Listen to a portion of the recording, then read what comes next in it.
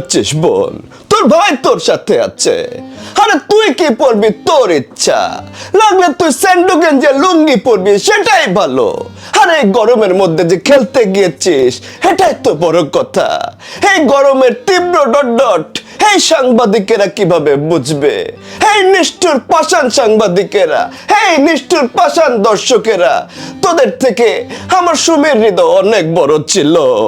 আমার বোনকে আমি ভাই হিসেবে স্যান্ডো গেঞ্জি লুঙ্গি নিজে গিফট করব, তারপর দেখি তোরা কিভাবে খেলা দেখিস।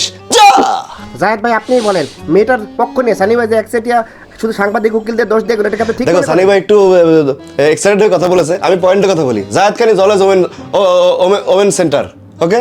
জায়েদ Khan is always talk about right, women right. So মেয়েটা এখানে অধিকার নিয়ে কথা বলেছে, তাই না? তোমরা যদি তাকে সহ্য করতে না পারো, তাকে দেখতে তোমাদের স্ট্যান্ড আপ হয়ে যায়, তাহলে তোমরা খেলা দেখতে কেন আসো? খেলা দেখার দরকার নেই তো। বেটা বলেছে, পয়েন্টে কথা বলছে বেটা, যে সাংবাদিকের কাজ দেয় তাই তাকে মামলা দিয়েছে। সাংবাদিক মামলা দিবেই, সাংবাদিক মামলা দিবে, সাংবাদিক সরি উকিল সাংবাদিক উকিল মিক্স করে বলছে। তোমার শুনলে অবাক হবা, আমাকে বলতেছে এরকম করে আমাকে গ্রামে অনেকে মামলা দিত, কিন্তু জায়েদ খান তো অলওয়েজ নারীদের ভালোবাসে। এই মেয়েটাকে আমি ভালোবেসে বলছি যে তার ভিডিওটা দেখো, যে ব্লার করে দেখা লাগতেছে আমার। কেন? কারণ সে এখানে তার অধিকার নিয়ে কথা বলতে এসে আর এখানে অধিকার ফেলাই ফেলছে, আমি দেখতে পাচ্ছি না, ব্লার করে দেখা লাগতেছে।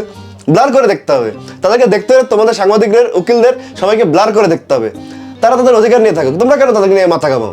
সে বলেছে আমার সামনে দিয়ে না পিছন দিয়ে ভিডিও করো, তোমরা পিছন দিয়ে ভিডিও করো, সমস্যা কি? সে তো সব উপায় তোমাদেরকে দিয়ে দিয়েছে all the way.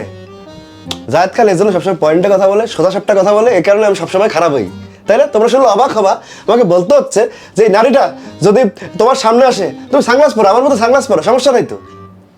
Cricket league তোমার দেখা লাগবে কারণ ক্রিকেট লিগ আমি তো খেলতে চাই নাই, তাই না? যেখানে জায়েদ খান সেই ক্রিকেট লিগ তোমরা দেখতে গেছো, এটা তো তোমার ধৃষ্টতা।